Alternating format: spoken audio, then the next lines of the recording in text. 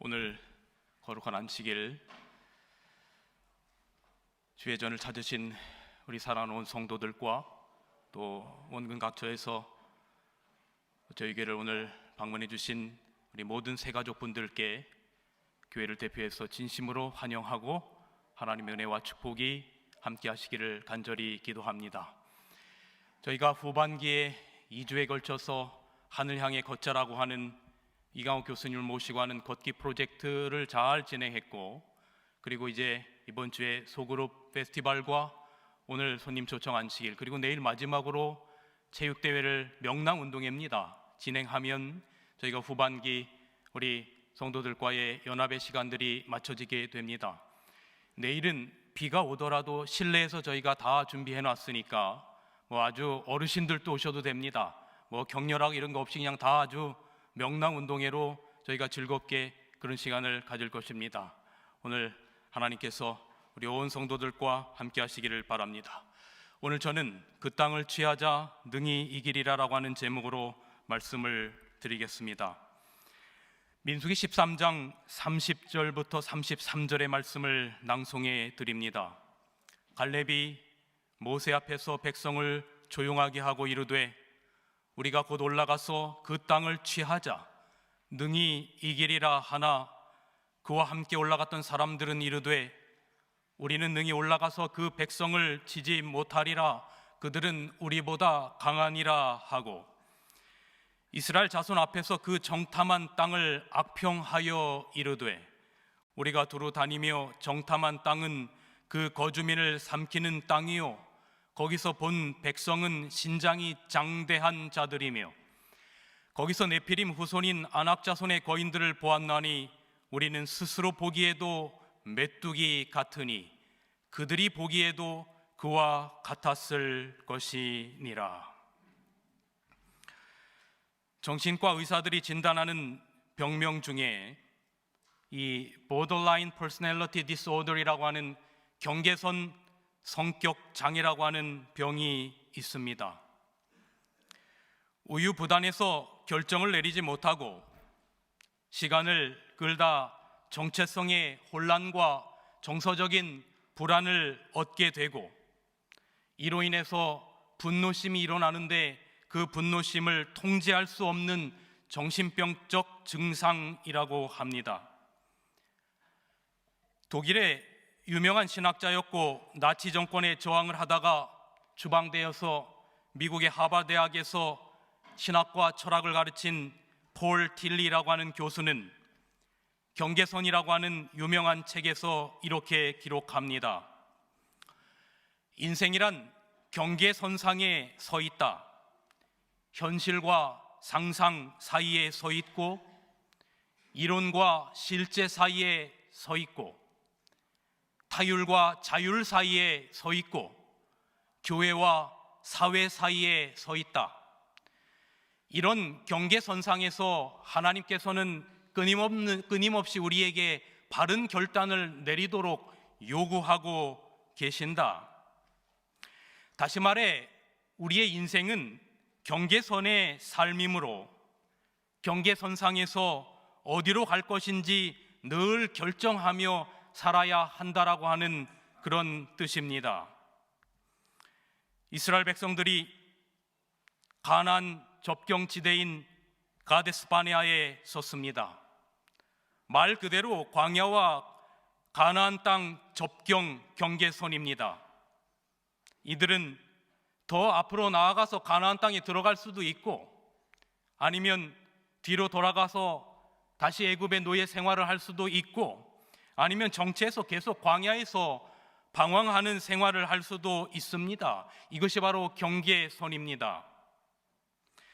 이 가데스 바네아라고 하는 경계선은 애국 430년 종살이 이후에 우여곡절 끝에 홍해를 건너고 광야를 지나서 온 이스라엘 백성들에게는 운명을 결정짓는 기로였던 것입니다. 한 인간의 인생이나 한 가정의 운명을 결정하는 기로를 넘어서서 한 민족의 운명을 결정하는 기로, 바로 가데스 바네아에 서게 된 것입니다. 여러분, 오늘 우리들의 삶이 늘 이러한 가데스 바네아의 기로에 서 있다라고 하는 생각이 듭니다. 우리네 삶이 선택의 연속입니다. 우리가 부모만 선택해서 태어날 수 없지, 나머지는 우리가 이 세상을 살아가면서 하나하나 고민하며 선택하며 살아가죠. 학교를 선택하고, 친구를 선택하고, 배우자를 선택하고, 우리의 습관을 선택하고, 신앙을 선택하고, 그래서 결국은 이것이 우리의 운명을 결정짓습니다. 그런데 어떤 것은 짜장면을 먹을 것이냐 짬뽕을 먹을 것이냐 하는 것처럼 간단한 문제도 있지만, 근데 사실 가만히 보면 이것도 간단한 문제 같지는 않은 게, 얼마나 사람들이 고르기가 힘들면 반씩 나눠서 하는 짬짜면이라는 게 생겼겠어요. 어쨌든 간단한 삶의 선택의 문제도 있지만, 우리가 인생이나 가정이나 국가의 운명을 결정하는 선택의 기로에 서게 되는 경우도 있습니다. 가데스 바네아에 선 이스라엘 백성들은 이러한 중대한 경계선상 앞에 선 것입니다. 그런데 유감스럽게도 이스라엘 백성들은 이 경계선 성격 장애의 전형적인 증상을 드러내고 맙니다. 그들은 우유부단했고, 하나님께서 비전을 주셨지만 그 경계선을 넘어가지 못했으며, 정체성의 혼란과 정서적인 불안으로 인해서 한 장관을 세우고 다시 애굽으로 돌아가자라고 그렇게 이야기를 합니다.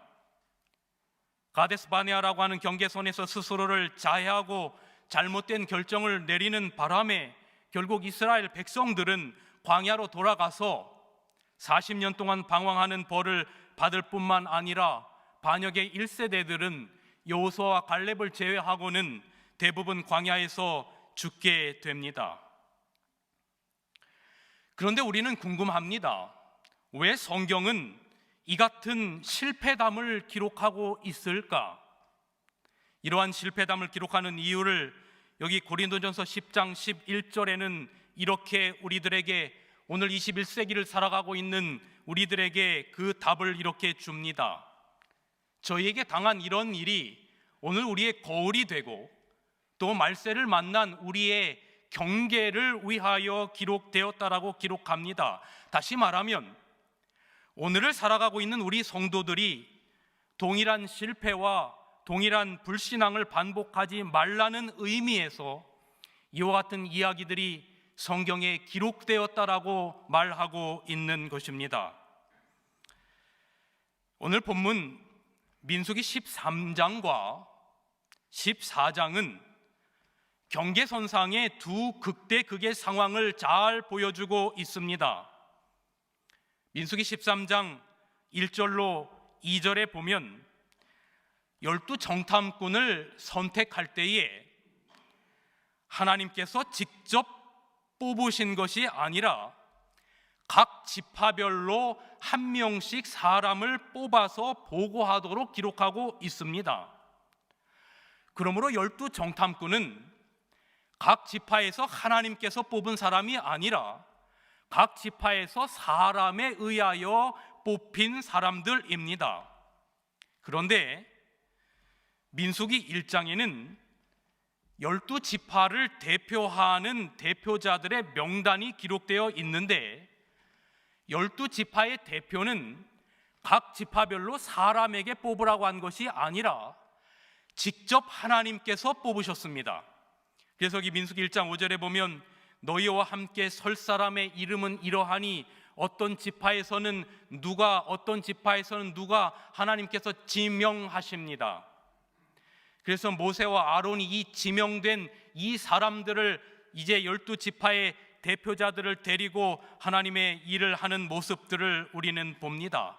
그러므로 12 정탐꾼은 하나님에 의하여 뽑혀진 것이 아니라 사람에 의하여 뽑혀진 존재 사람들이었다라고 하는 것입니다.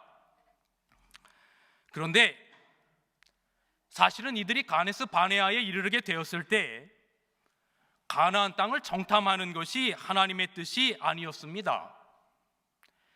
여기 광야의 40년 방황 후에 이 출애굽 2세대들이 가나안 땅에 들어가기 바로 전에 모세가 이스라엘 백성들에게 설교한 신명기 1장에 보면 바로 그 40여 년 전 그들이 가데스 바네아라고 하는 지역에 있을 때에 왜 그들이 정탐꾼을 뽑아서 가나안 땅에 보내게 되었는지에 대한 비하인드 스토리가 신명기에 기록되어 있습니다.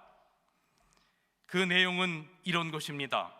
신명기 1장 21절, 너희 하나님 여호와께서 이 땅을 너희 앞에 두셨은즉 너희 열조의 하나님 여호와께서 너희에게 이르신 대로 올라가서 얻으라. 두려워 말라. 주저하지 말라 한즉, 하나님께서는 정탐꾼을 보내라고 한 명을 내리신 적이 없습니다.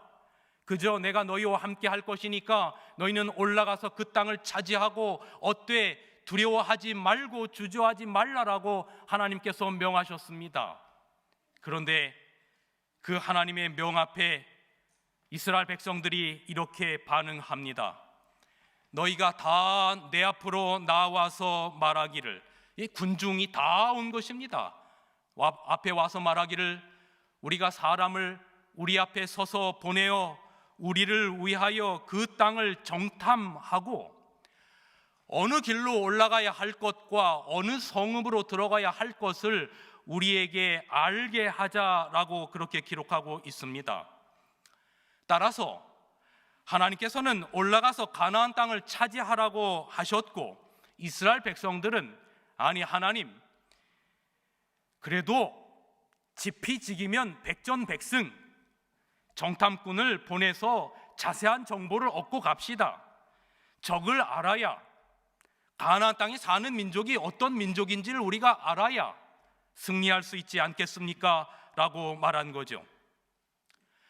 다시 말하면 오늘 본문과 신명기 1장의 내용을 토대로 판단해 보면 가나안 정탐은 분명 하나님의 뜻이 아니었지만 하나님께서 백성들의 요구를 들어주시면서 그들이 그럼에도 불구하고 믿음 가운데 있기를 간절히 원하셨던 것입니다. 12 정탐꾼이 드디어 각 지파별로 지파에서 선별된 12 정탐꾼이 가나안 땅으로 들어갔습니다. 40일간을 탐지합니다. 이 당시에 백성들의 마음을 부좌 선지자에는 이들이 어떤 내용을 가지고 올까 긴장하고 초조한 마음으로 온 백성들은 12 정탐꾼이 돌아오기만을 기다렸다라고 기록하고 있어요. 그런데 그때가 포도가 처음 익을 즈음이어서 성리와 무화과와 함께 포도송이를 메어서 베어서 어떻게 했냐면 얼마나 이 과일이 큰지 막대기에 꿰어서 둘이 메고 돌아왔다라고 기록하고 있어요. 이런 일들이 어떻게 가능할까? 근데 오늘날에도 이 이스라엘 지역에 가나안 포도라고 하는 것들이 있는데 실제로 포도송이를 이렇게 만들기도 하는 것입니다. 이러한 포도를 그렇게 12 정탐꾼 중에 이제 2명이 오면서 서로 번갈아 가면서 가주지 않았겠어요. 이제 40일간 정탐꾼이 돌아오기를 오매불망 기다리던 모든 이스라엘 백성들이 그들이 돌아오는데 그냥 돌아오는 것이 아니라 엄청난 선물 꾸러미를 들고 오는 겁니다. 한번 생각해 보세요. 이스라엘 백성들이 40년간 광야 생활을 하면서 저런 과일들을 본 적이, 만나와 메추라기를 주로 그들이 하나님께서 제공해 주셔서 살았지 광야에서 저런 포도나 무화과나 이런 게 어디 있겠습니까? 그러니 저런 것들을 가지고 오니까 얼마나 기뻤는지 백성들이 기쁨으로 만세를 불렀다라고 여기 보좌선지자 387페이지에 기록하고 있습니다. 정탐꾼들이 돌아왔다는 소식이 이 지파에서 저 지파로 퍼져나갔고 온 이스라엘 백성들은 12지파의 정탐꾼들이 돌아온 것을 기쁨으로 환영하며 만세를 불렀습니다. 그리고 이제 그들이 하는 말을 하나도 놓치지 않고 열심히 들으려고 온 이스라엘 백성들은 귀를 쫑긋 세웁니다. 처음에는 분위기가 너무 좋았어요. 말하기를 그 땅은 정말로 아름다운 땅이다라고 하는 이야기로부터 12정탐꾼들의 보고가 시작되는 겁니다. 오늘날 우리로 말하면 그 땅 정말로 끝내주는 땅입니다. 이 과일들을 한번 보십시오. 정말 말 그대로 젖과 꿀이 흐르는 땅입니다. 우리가 있었던 그 애굽 땅과는 비교할 수 없을 만큼 어쩌면 더 좋은 땅입니다. 여러분, 이런 이야기를 여기까지 들었을 때 이스라엘 백성들은 가슴이 벅찼고 만세를 불렀어요. 그런데 이야기가 이상하게 흐릅니다. 좋긴 좋은데 그런데 거기 사는 가나안 사람들은, 그곳에 사는 원주민들은 마치 거인과도 같습니다. 우리가 그들을 절대로 이기지 못합니다. 우리 스스로 보기에도 우리는 거인 앞에 메뚜기와 같은 존재인데, 그들이 우리를 볼 때는 얼마나 우리가 더 연약한 존재인 것처럼 보이겠습니까? 싸우면 불보듯 뻔합니다. 여러분, 이상하게 좋은 내용보다 나쁜 내용이 전파가 빠른 거 아시죠? 글쎄, 아이고 개똥이 엄마, 그 누구 집, 그 옆집 누가 그랬대. 이 속삭이는 이 소리들의 전파가 좋은 이야기보다 얼마나 빠른지 우리 알지 않습니까? 뭐? 우리가 메뚜기 같아? 여러분 생각해 보세요. 그 이스라엘 백성들이 이 소식을 듣기 위하여 얼마나 많은 사람들이 모였겠어요. 그런데 뭐 오늘날처럼 마이크를 잡고 이야기한 게 아니라 12정탐꾼들이 모여있는 주변 사람들 중심으로 들었지 않겠습니까? 그런데 그 소식이 삽시간에 그곳에 모인 모든 이스라엘 백성들에게 퍼지는데, 뭐 우리가 메뚜기 같아? 오늘날 표현으로 말하면 헐, 그럼 우리 못 들어가는 거야. 그 고백이 민수기 13장 33절이 있고 난 바로 그 다음에 민수기 14장으로 넘어가면서 잠시 전에 그 기쁘고 박수를 쳤던 내용들은 다 사라지고 온 회중이 울고 난리가 나는 겁니다. 민수기 14장을 읽어보세요. 당연히 모세와 아론을 원망하고 하나님을 원망하고, 더 결정적인 말은 모세와 아론에게 비수를 꽂고 하나님의 가슴에 비수를 꼽은 이스라엘 백성들의 말은, 우리가 지도자를 세우고 다시금 애굽으로 돌아가자라고 하는 말이었다라고 보호자 선지자는 기록하고 있어요.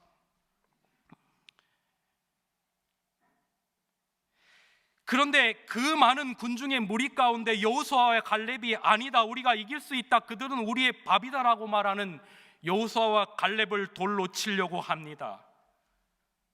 그래서 하나님께서 안 되겠다, 너희들 다시 광야로 백해라. 너희가 탐지한 날수 40일을 하루를 1년으로 환산해서 40년간 너희의 죄악을 지고 너희는 광야를 방황하다가 여호수아와 갈렙을 제외하고 너희 1세대들은 아무도 가나안 땅에 못 들어가리라라고 명하십니다. 우리 신앙에 메뚜기 컴플렉스라고 하는 말이 있습니다. 사실은 이것은 뭐 정식적인 용어는 아니고 이 열등감, 이 inferiority complex라고 하지요. 우리가 이걸 그냥 메뚜기, 이 이야기를 통하여 메뚜기 컴플렉스라고 그렇게 말합니다. 오늘 우리가 어떤 경계선상에 서게 되었을 때에 우리의 사고는 두 가지로 나뉘게 되는 것 같아요. 하나는 긍정적인 사고 방식이 있고 하나는 부정적인 사고 방식이 있어요. 그런데 여러분이 아주 잘 아는 예화가 하나 있습니다. 아프리카로 신발을 팔기 위해 간 두 사람 중에 한 사람은 모든 사람이 신발을 신고 있지 않기 때문에 신발이 팔리지 않을 것이라고 보았고, 다른 한 사람은 신발을 신고 있지 않기 때문에 가능성이 무한할 것이라고 보았다는 이야기입니다. 그 다음에 컵에 물에 반쯤 담겨져 있을 때 아직 반이나 남았구나라고 생각하는 사람도 있고, 아직 반밖에 남지 않았다라고 생각하는 사람도 있고, 이 두 생각의 차이는 마침내 운명을 결정짓는 대단히 중요한 거다란 차이라고 그렇게 말하고 있습니다. 그런데 이러한 사고방식은 하루 이틀에 형성되는 것이 아닙니다. 이스라엘 백성들은 400년이라고 하는 노예 생활을 통해서 나는 안 돼, 우리 민족은 메뚜기와 같은 존재야, 불가능해 라는 부정적인 사고방식이 그들의 생각을 지배하고 있었던 겁니다. 그런데 똑같은 상황에서 12명의 정탐꾼 중에 2명의 정탐꾼인 여호수아와 갈렙은 전혀 다른 이야기를 합니다.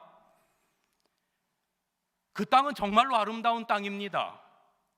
하나님께서 우리를 기뻐하시면 우리를 그 땅으로 인도하여 들이시고 그 땅을 우리에게 주실 겁니다.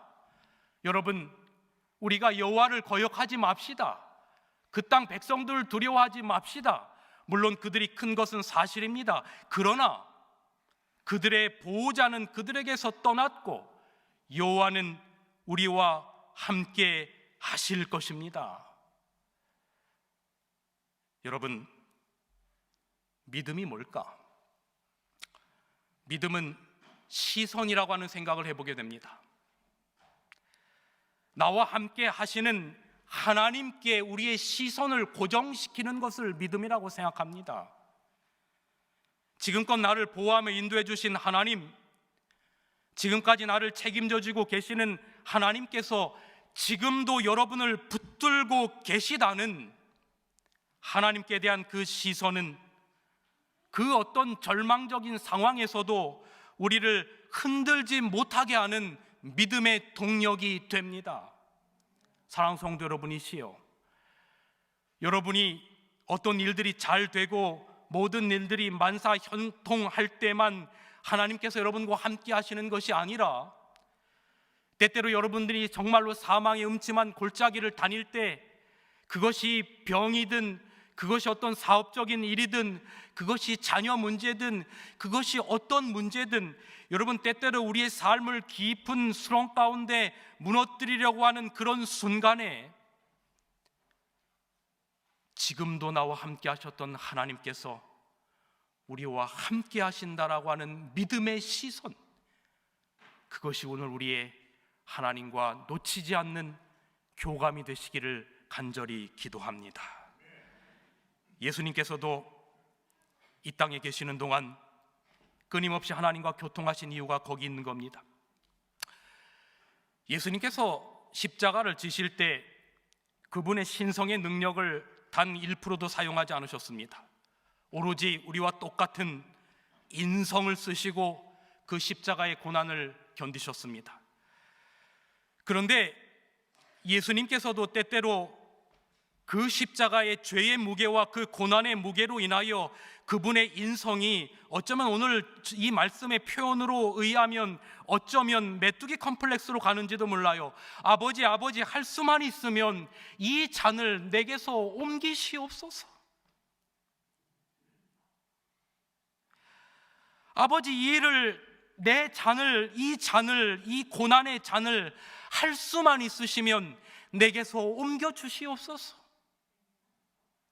그러나 다시 예수님은 하나님께 그분의 시선을 고정시키면서 말씀하시기를, 그러나 아버지, 나의 원대로 마옵시고 아버지의 원대로 하옵소서.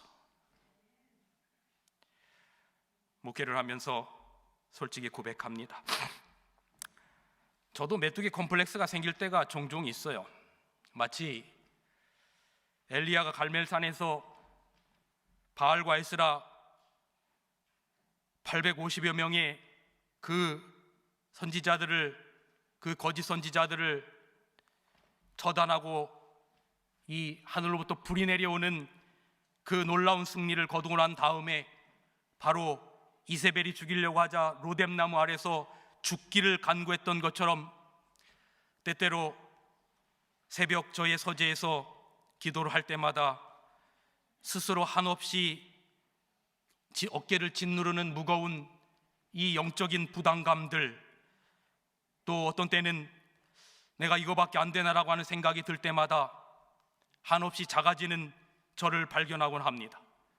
그럴 때 저는 갈렙을, 오늘 제가 말씀드리는 갈렙을 생각하기를 좋아합니다.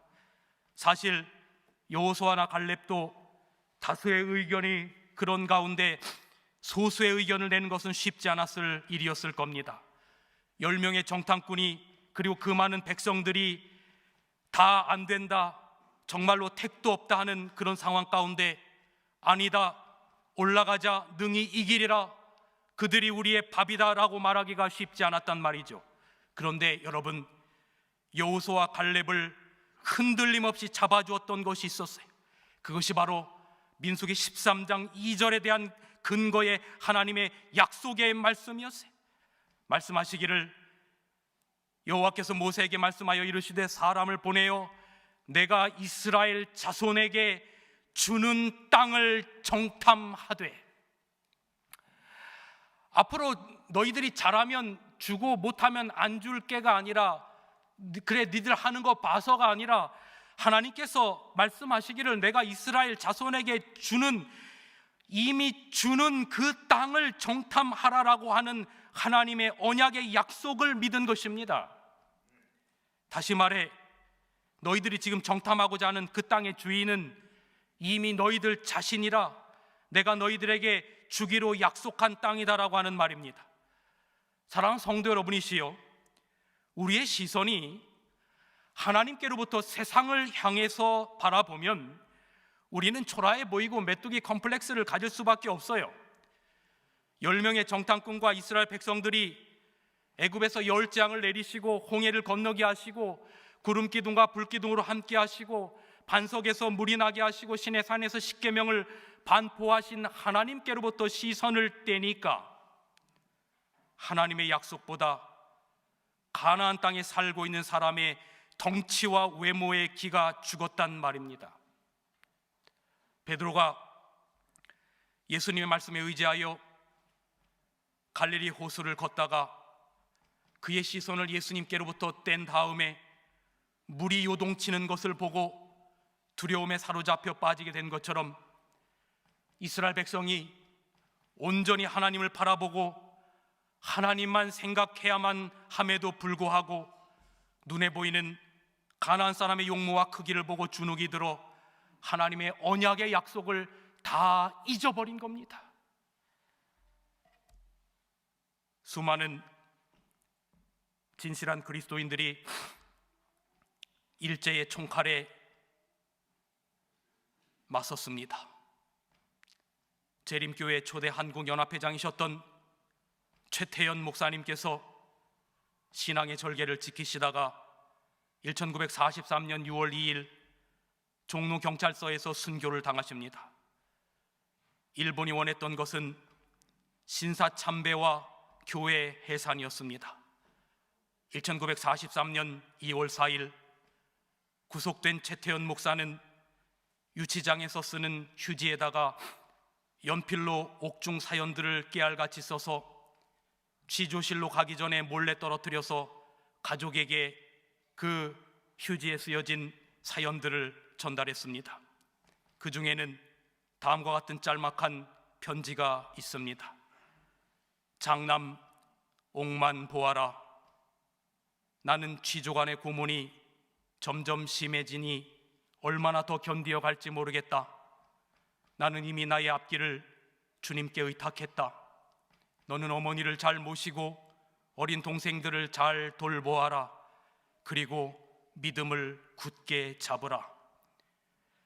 대일본 천황폐하가 높으냐 내가 믿는 하나님이 높으냐라고 하는 이 취조관들의 질문에 최태현 목사는 천황은 일본을 다스리고 내가 믿는 하나님은 온 세계를 지으신 창조주 하나님으로 온 우주를 다스린다라고 대답했어요.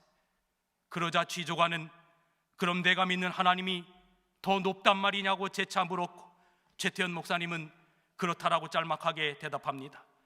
그 당시 이런 말을 하고도 도저히 살아남기를 바랄 수가 없었어요. 또 다른 문제는 교회 해산을 위해서 도장을 찍으라는 것이었어요. 최태현 목사는 나는 한국연합회 제7안식일 예수 재림교회 최고 책임자로서 죽어도 교회 해산을 위한 도장은 찍을 수가 없다라고 답했어요. 그러자 취조관들은 화가 나서 몽둥이로 무자비하게 구타하는가 하면 의자에 앉힌 다음 얼굴을 뒤로 제치고는 주전자로 고춧가루를 탄 물을 들이붓기 시작했어요. 이에 견디다 못해 이 최태원 목사님께서 기절을 하면서 찬물을 기절을 하면 또 이 취조관들이 찬물을 온몸에 붓고 깨어나면 유치장으로 또 끌고 가서 고문을 하는 겁니다. 취조가 막바지에 이르렀어요. 교회 지도자들은 교회 해산 문제로 심한 고문을 당하게 되었고, 마지막으로 이 총책임자인 최태원 목사님만을 불러서 일주일간을 심한 고문을 계속했어요. 그는 삶을 이미 포기했어요. 자신이 살아나가지 못할 것을 알았기 때문이에요. 교회 해산에 도장을 찍는 일은 주를 반역하는 것으로 굳게 믿었기 때문에 죽을 각오로 이를 거부했어요. 밖에 있는 가족들도 더 이상 육체적 정신적 고난을 이겨내지 못할 것을 예감했어요. 이안나 사모님은 그의 장남인 옥만에게 먹글씨로 참을 인자를 크게 쓰게 했어요. 그리고 둘째 아들 승만과 넷째 딸 옥하와 함께 종로 경찰서로 갔어요. 이날도 신한 고문이 있었고, 다시 유치장으로 끌려가는 길에 최태원 목사님은 가족들이 있는 곳을 잠시 지나치게 되었어요. 이때에 둘째 아들은 준비해간 참을인자를 아버지에게 펼쳐 보였어요. 그것을 보고는 최태원 목사님은 고개를 끄덕였어요. 여기 최태원 목사님의 편지의 일부입니다. 나는 살기를 기대할 수 없다. 그동안 11번 혼수 상태에 있었고, 지난주부터는 고문이 더 심하여져서 몇 날 더 견디기가 어렵다. 하나님께서는 내게 여기를 지정하여 주셨으니 피하려 하지 않겠다. 죽도록 충성하라. 그리하면 생명의 멸관을 얻으리라는 이 말은 종로경찰서 고문대위에서 쓸 성구라고 믿고 결심하니 날마다 이 생명은 가볍게 보이고 영생은 가깝게 보여 희생을 달갑게 받는다. 1943년 6월 2일 전쟁이 막바지에 치닫는 때에 이날은 새벽부터 고문이 시작되었고, 고등계 형사들도 이제 이만하면 항복할 줄 알았어요. 이날 거꾸로 매달려 고춧가루물을 코에 붓는 고문으로 12번을 기절하셨어요. 찬물을 기얹고 법석을 뿌렸으나 끝내 깨어나지 못하셨어요. 서둘러 병원으로 이송했으나 끝내 눈을 뜨지 못하고 1943년 6월 2일 55세의 안타까운 나이에 마침내 굳센 신앙의 삶을 마쳤어요.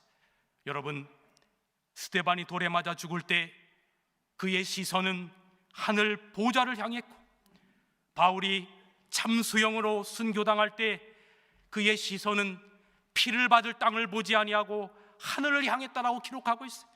최태원 목사님은 끝까지 그의 시선을 하나님께로부터 떼지 않았어요. 하박국 선지자는 말합니다. 의인은 믿음으로 말미암아 살리라.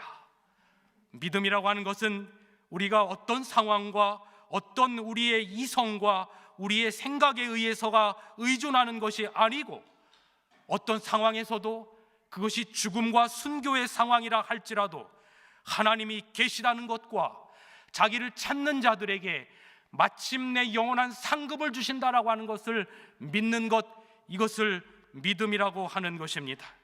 그러니까 10명의 정탐꾼들은 전혀 믿음의 시각을 갖지 못했고, 여호수아와 갈렙은 가나안 땅이 아직 자기들의 손에 들어오진 않았지만 믿음의 눈으로 그것들이 바라는 것들의 실상이고 보지 못하는 것들의 증거가 되었던 것입니다. 그래서 그들은 이렇게 말한 거예요. 우리가 곧 올라가서 그 땅을 취하자. 능히 이기리라. 세상 역사의 마지막에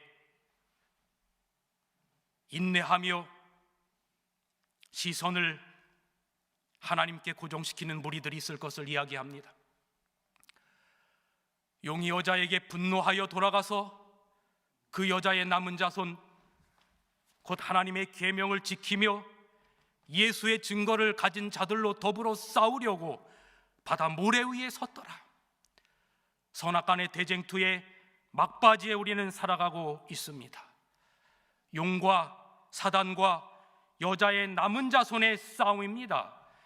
당연히 믿음에 눈이 없으면 용이 이기겠습니까? 여자의 남은 자손이 이기겠습니까? 용이 일 수밖에 없어요. 그런데 여러분이시여, 여자의 남은 자손이 승리할 것입니다. 왜 그렇습니까? 세상은 가나안 땅의 네피림의 후손들은 수천 년 전 가데스 바네아에서 보더라인 퍼스널리티 디스오더의 그런 상황 가운데 있었던 이스라엘 백성들에게만 있는 게 아니라 오늘 예수님이 땅에 재림하시기 직전에 사단은 울부짖으며 택하신 자까지 미혹하려고 하고 있는 이때에 우리는 자꾸 세상을 바라보면 사단이 우리를 가만두지 않아요. 그러나 여러분, 우리는 승리할 하나님의 백성들입니다. 왜 그렇습니까? 우리의 시선이 하나님의 말씀 위에 굳건히 서 있고 반석 위에 굳건히 서 있고 하나님을 사랑하기에 끝까지 충성하며 순종하는 백성들이기 때문에 그렇습니다. 저는 그러한 백성들이 우리 온 청량리 교회 성도들이라고 확신합니다. 그러나 그럼에도 불구하고 우리가 거인 앞에 메뚜기 같을 때가 참 많아요. 그래서 우리는 같은 믿음의 백성들끼리 연합해야 합니다. 하나가 되어야 합니다. 이번에 저희가 2주간의 프로젝트를 구성하면서 이 김홍원 장로님께서 이번 저희들의 타이틀을 연합 나의 교회 우리의 청량리 교회로 하면 좋겠다라고 하는 제안을 주셨어요. 여러분, 이게 예수님의 말씀이에요. 마지막 유언과 같은 말씀으로 하늘을 승천하시기 직전에 요한복음 17장의 예수님의 마지막 기도에 의하면 나는 세상에 더 있지 아니하오나 저희는 세상에 있사옵고 나는 아버지께로 가옵나니 거룩하신 아버지여 내게 주신 아버지의 이름으로 청량리 교회 성도들을 보전하사 우리와 같이 저희도 하나가 되게 하옵소서. 어제 말씀드린 것처럼 우리는 예수님이라는 모퉁이 돌을 중심으로 하나씩 쌓여서 남은 물이 청량리 교회의 건물, 이 영적인 교회가 지어진 겁니다.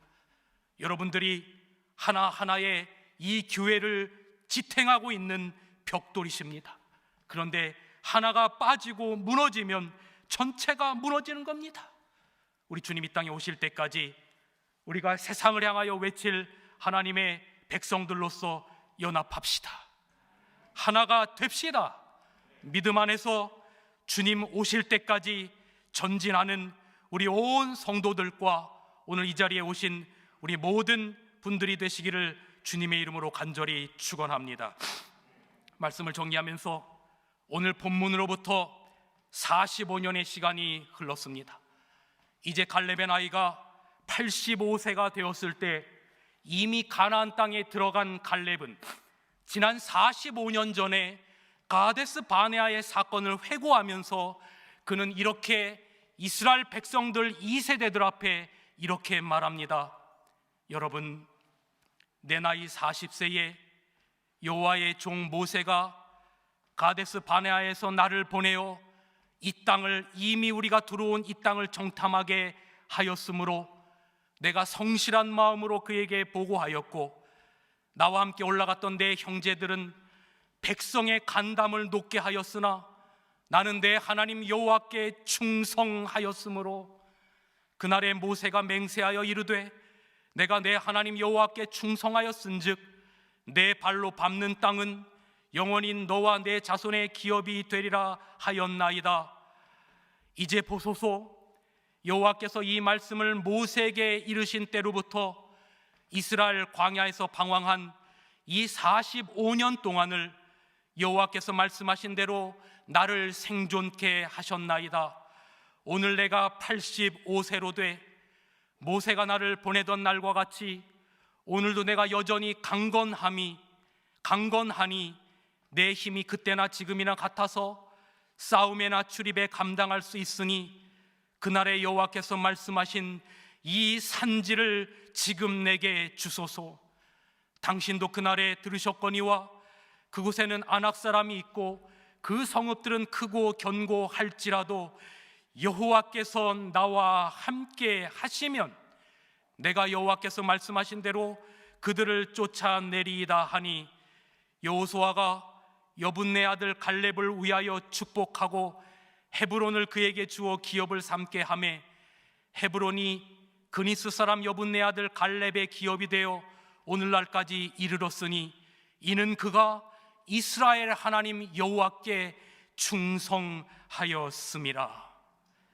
여러분, 이 고백이 지금은 우리가 하늘을 바라보고 있지만 마침내 하늘에서 올라가서 할 우리의 고백이 되시길 간절히 기도합니다. 새하늘과 새 땅이 유창종의 기업이 되어 오늘까지 이르렀으니 이는 그가 이스라엘의 하나님 여호와께 충성하였음이라. 여러분, 그렇게 되기를 원하십니까? 저 땡땡땡에 여러분의 이름을 넣으시고 우리 크게 한번 같이 읽어봅시다. 여러분이 큰 소리 읽어주시면 설교를 마치고, 그러지 않으면 조금 더 하겠습니다. 자, 큰 소리로 한번 읽겠습니다. 시작. 하늘과 새 땅이 유창종의 기업이 되어 오늘까지 이르렀으니 이는 그가 이스라엘의 하나님 여호와께 충성하였습니다. 말씀을 들으면서 영감의 글을 읽어드립니다. 갈렙은 믿음을 통하여 사람을 두려워하지 않고 의를 위하여 굽힘 없이 담대하게 설 수 있는 용기를 갖게 되었다. 그와 똑같은 능력, 곧 하늘 군대에 힘있는 대장께 온전히 의뢰함으로 모든 진정한 십자가의 군병들은 이겨내기가 어려울 것 같아 보이는 장애물들을 이겨낼 만한 힘과 용기를 받을 수가 있다. 좋은 땅 은혜의 땅 청년님께 성도 여러분, 우리 대장 예수님께서 앞에 가십니다. 그 뒤를 연합하며 함께 따라갑시다. 그리고 마침내 새하늘과 새 땅의 주인공이 됩시다. 세상의 고난들은 그 끝이 있어요. 좀 가난해도 괜찮아요. 못 배웠어도 괜찮아요. 좀 못났어도 괜찮아요. 우리 주님만 놓치지 않으시면 됩니다. 거기에 마침내 승리가 있을 겁니다. 뒤로 돌아가지 맙시다. 뒷걸음치지 맙시다. 하늘까지 굳건히 한 발 한 발 걸어 나갑시다. 손에 손을 잡고 나아갑시다. 여러분 앞에는 주님이 계십니다. 말씀을 줄이겠습니다.